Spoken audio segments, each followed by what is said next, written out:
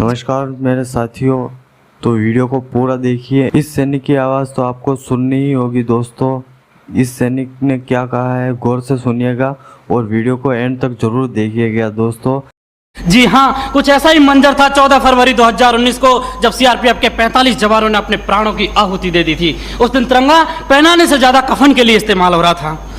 मैं सीआईएसएफ से उपनिरीक्षक पिंटू राम मीना महोदय, मैं एक सैनिक हूं और मेरे लिए तो संविधान ही गीता है, बाइबल है, कुरान है तथा भारतीय संविधान के अनुच्छेद 33 के तहत मेरे मौलिक अधिकार इसलिए छीने गए हैं ताकि मैं देश की रक्षा कर सकूं, देश के आत्मसम्मान और मान मर्यादा को बचा सकूं। उतना ही नहीं, माननीय सर्वोच्च न्यायालय द्वारा 1964 में रामस्वरूप बनाम भारत संघ मामले में स्पष्ट किया है कि एक सैनिक के लिए राष्ट्रीय सुरक्षा ही सर्वोपरि है। जबकि महोदय, आज हमारे देश में खौफनाक मंजर को देखकर यहाँ की जनमानस मौत से मोहब्बत और जिंदगी से नफरत करने लगी है, क्योंकि अपराध के मुकाबले कानून बौना नजर आने लगा है और ये मानव अधिकार तो अपराधियों के हित में तन जाते हैं। इसीलिए तो रोज भेड़िए साक्षात छाती पर चढ़ जाते हैं। अध्यक्ष महोदय, राष्ट्रीय सुरक्षा के लिए लड़ी गई लड़ाई कोई क्रिकेट का मैच नहीं, जो आज हार गए तो कल जीत जाएंगे। ये वो जंग है जो आज नहीं जीती गई तो कल देश को वीरान कर देगी। इसीलिए इसको जीतना बहुत जरूरी है और हम रोज जीतते हैं, तभी तो पंजाब की तर्ज पर जम्मू कश्मीर और उत्तर पूर्वी राज्य भारत के नक्शे में हैं। नहीं तो युद्ध विराम संधि, शिमला समझौता और ताशकंद जैसे कई समझौते रोज जम्मू कश्मीर की घाटियों में बेआबरू होते हैं। महोदय, राष्ट्रीय सुरक्षा का मतलब यह नहीं कि नक्सली आतंकी हमलों में जवाबी कार्रवाई न करें। राष्ट्रीय सुरक्षा का मतलब आतंकवाद, नक्सलवाद, उग्रवाद को खत्म कर देश के कोने कोने में शांति स्थापित करना है। और अगर शांति स्थापित करना है तो आतंकवाद और नक्सलवाद को पोषित करने वाले तथा उन्हें हथियार मुहैया कराने वाले राष्ट्रों पर प्रतिबंध लगाने की जरूरत है। जरूरत है न्यायिक प्रक्रिया को सुधारने की, टेरर फंडिंग और साइबर क्राइम को रोकने की। आज जरूरत है राजनीतिक इच्छा शक्ति की। महान राजनीतिक चाणक्य ने भी कहा कि कोई भी नियम राष्ट्र और राष्ट्रहित से बड़ा नहीं होता। किंचित ऐसा है तो उसे तत्काल बदल देना चाहिए।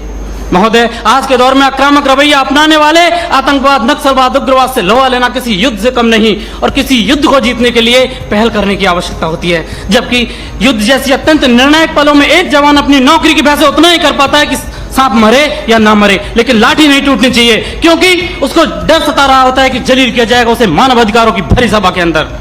उसे डर सता रहा होता है कि ना तो कानून छोड़ेगा और ना ही तिल का ताड़ बनाने वाली मीडिया की पैनी नजरें छोड़ेंगी, जिसका ज्वलंत उदाहरण पहले कश्मीर में जवानों के सिर कटवाए तब जाके सर्जिकल स्ट्राइक किया। 20 भारतीय सैनिकों ने गोली खाई तब म्यांमार में घुसकर ऑपरेशन ऑल आउट किया था। 45 जवानों ने शहादत दी तब बालाकोट एयर स्ट्राइक की। काश ये एयर स्ट्राइक, सर्जिकल स्ट्राइक और ऑपरेशन ऑल आउट पहले ही हो गए होते तो एक पत्नी का सुहाग, एक बुढ़े माँ बाप की बुढ़ापे की लाठी, एक बहन की राखी और एक बच्चे का भविष्य अंधकार में नहीं होता। महोदय, डॉक्टर भी कैंसर का इलाज करता है तो संक्रमित कोशिका को काट कर फेंक देता है ताकि वो नासूर ना बने।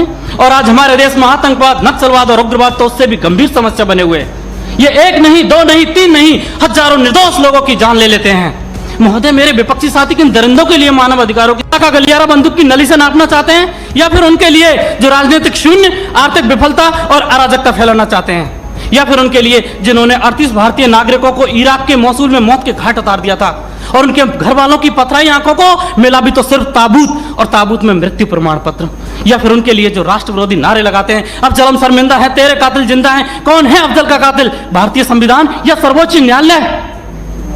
क्यों दरकिनार करना चाहते हैं मेरे विपक्षी साथी इन सब घटनाओं को? क्योंकि साथ सच्चाई को बर्दाश्त करने की क्षमता नहीं रह गई आपके अंदर। महोदय, सच ये है कि हमारी बंदूक की नली से निकली हुई गोली को 1000 बार सोचना पड़ता है कि उसे कब, कहां और किसे लगना है, जबकि एक आतंकवादी की गोली को कोई निर्णय लेने की आवश्यकता नहीं होती। एक जवान की उंगली अगर ट्रिगर पर है तब हम यहाँ खुली हवा में सांस लेते हैं। -40 डिग्री तापमान पर एक जवान अपनी हड्डियां गलाता है तब हमें सहूलियत मिलती है बुद्धिजीवियों की तरह बातें करने की, सहूलियत मिलती है संवेदनशील होने की, डिस्को जाने की और त्योहार मनाने की।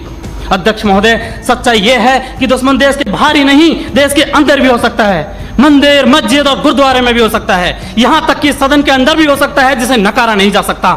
और ये मेरी जिम्मेदारी है कि बाहर भीतर हर तरफ देश की रक्षा करूं, और ऐसा करते वक्त अगर मेरे और मेरे परिवार के मानव अधिकारों को कुचलना भी पड़ा तो मेरे लिए सौभाग्य की बात होगी।